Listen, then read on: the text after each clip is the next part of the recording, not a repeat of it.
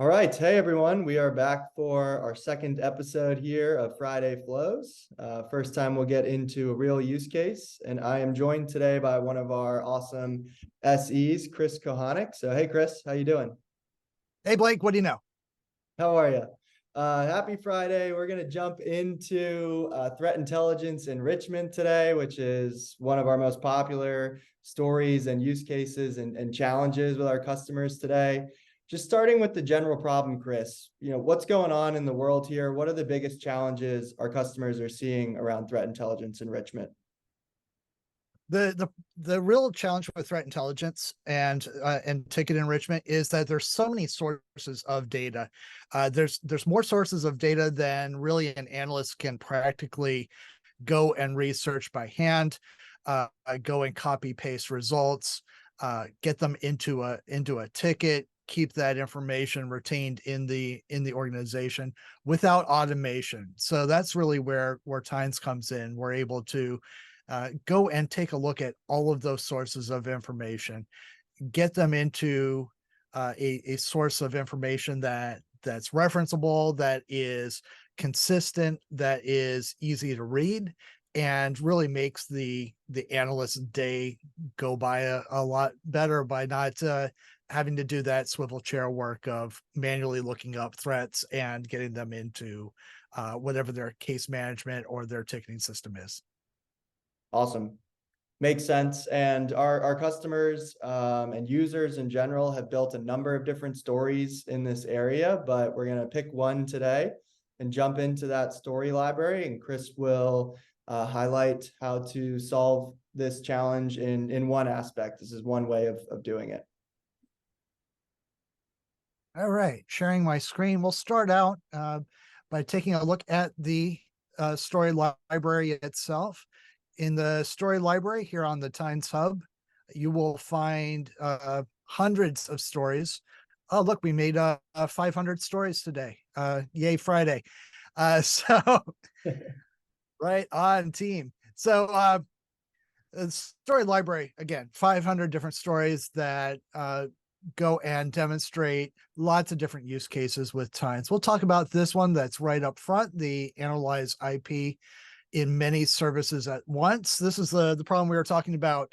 There are more sources of data than we know, than we can practically go and get by hand, but with automation, we can do that. So in order to import that into your Tines tenant, all you have to do is click on import to tenant, and this story is now yours. I did that earlier, and it looks like this in my tenant.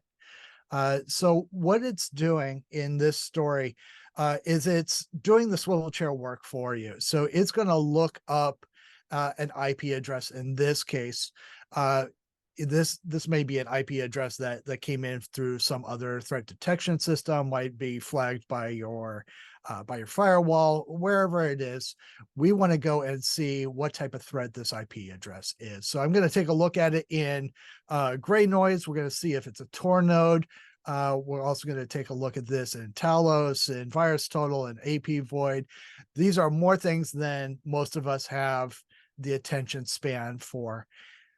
And in addition to what comes in the story library story, I want to create an issue in Jira. So I've just pulled this from the templates that are loaded in with every Tines tenant.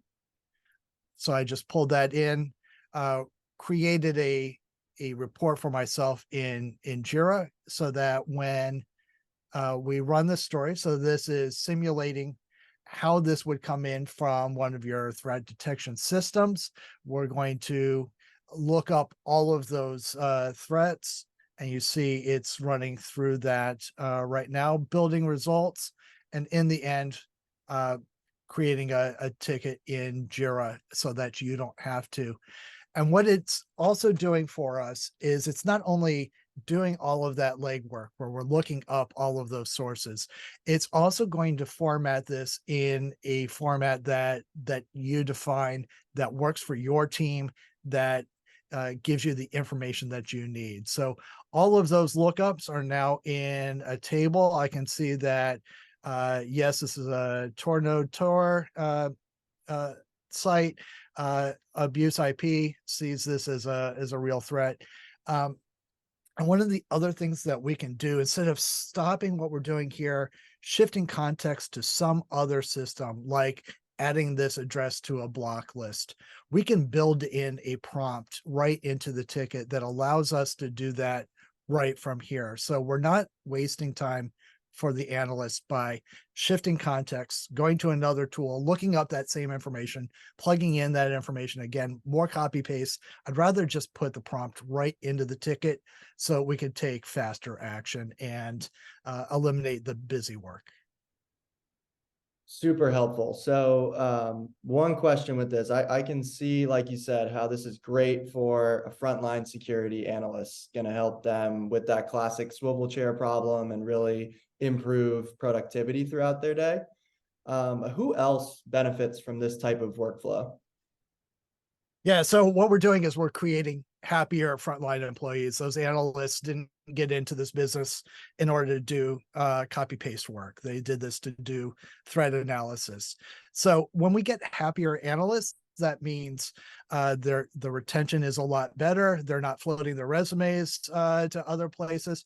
So there's a real benefit to the management, so that they're not having to go and replace unhappy analysts that are spending their days doing things that they didn't want to do. So the retention and the turnover training costs are reduced.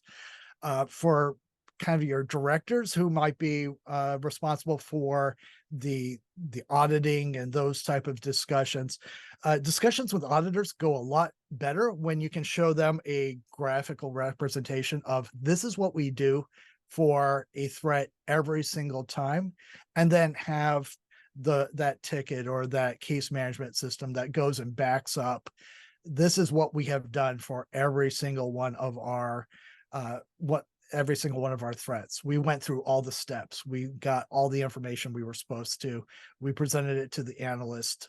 So it makes those audit conversations go a lot better. And for the executives, faster responses mean reduced threat exposure. Reducing risk means you're keeping your company out of the news. And the more you can keep your company out of the news, the happier the executives are. Makes sense. It's adding up why this is one of our most popular used stories. So thank you for doing our first use case here. And maybe next time, if we have a little extra time, we can get a guitar solo next time around. I'm not good at playing these. I'm only good at hanging these. Yeah, they look great. They look great. Well, thank you, Chris. We really appreciate it. Have a good weekend, everybody.